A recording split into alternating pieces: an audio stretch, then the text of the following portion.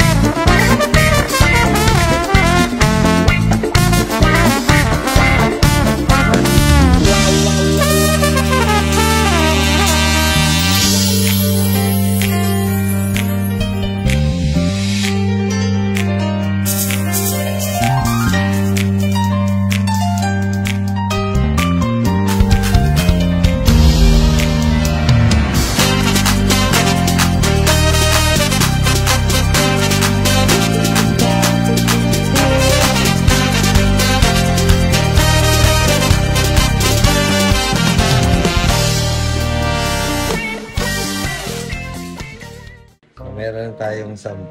Luluto na natin ito ngayon. Tara.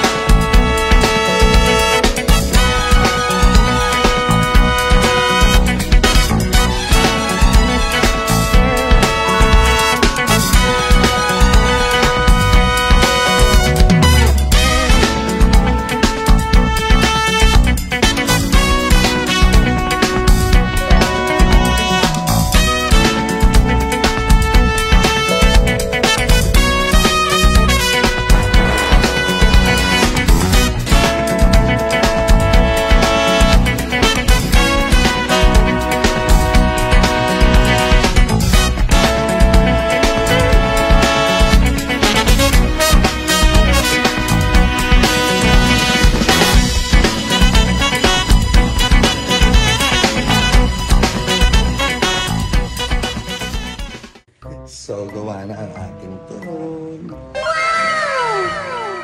Turon ala Joe Black. Yun. Abangan natin sa mga kakain bukas.